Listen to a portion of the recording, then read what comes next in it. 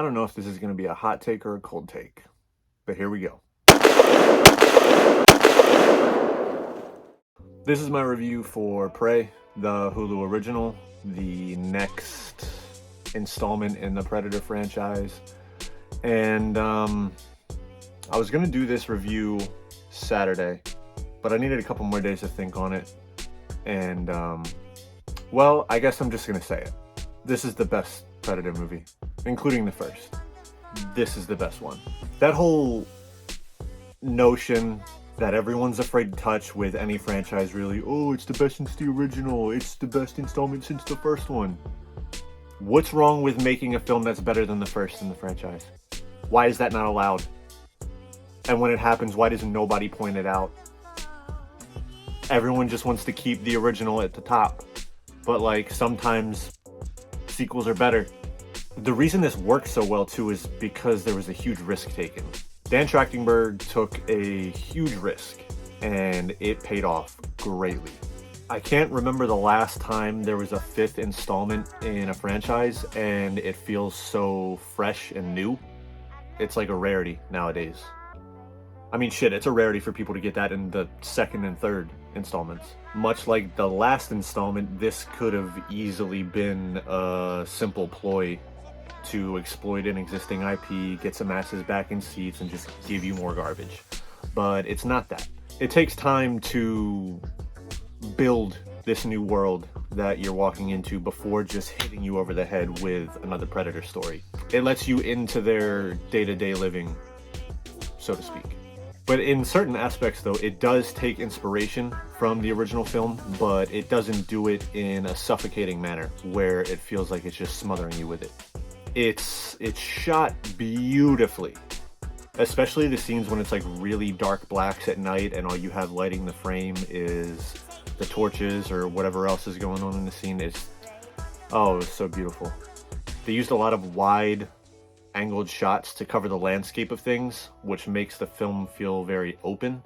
But then in the same sense, while you're watching it, the farther you get into it, the more contained, I guess, it feels. We're just going to give Amber Midthunder whatever the hell she wants to do for the rest of her career.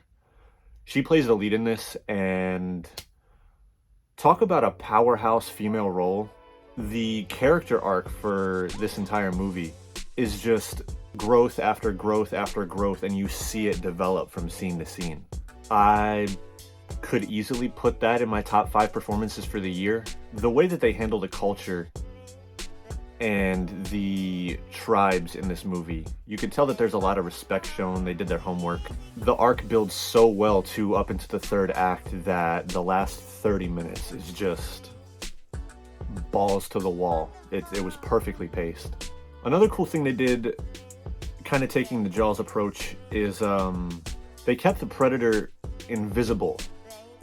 Like he used his invisibility device for at least the first 45 minutes. As you get farther into those 45 minutes, though, you start to see pieces of his arms or his chest or wherever he's hit by whoever's hunting him. But when they choose to fully reveal the entire body and the entire makeup of the Predator, the context it's done in, the setting it's done in, everything is done perfectly. Like, all the elements are there. God, there's this one shot, I'd say closer to the third act, where it's an aerial shot and the Predator has his invisibility on and he's running through the tall grass chasing 2 of the tribe members, and it just, why did it take 5 installments to get a shot like that? It works so well. It's perfect. It took 5 movies to get it. The film overall is violent, it's graphic, it's intense, and above all else, it's intelligent. A miracle that this film pulls off. If you were just dropped on planet Earth, having never heard of any of the Predator movies, and you just watched this one, it is a perfect introduction to the Predator. It doesn't rely on what the audience already knows. It's not trying to play catch up and get everyone on the same page. It drops you in and it gives you what it's got, and what you do with the rest is up to you. And I think more films need to start doing that and stop just catering and pandering and doing all these meaningless takes and steps, just drop us in and let us figure it out. Watch it, love it as much as I loved it. I'm probably going to watch it again later tonight or tomorrow because... Oh, last thing, the design of the Predator. With the mask on in this movie, with his helmet on, it is probably my favorite Predator design. But when he takes the mask off, the actual design and the practical effects of the face are not quite as up to par as the original design of the Predator. It's different, and I appreciate that it's different, and they're taking it in a new direction. That old design just is so much more, I don't want to say pleasing because they're both ugly as shit, but like, you know, you get it? Okay, you get it. Anyways, watch it, watch this, give me some feedback.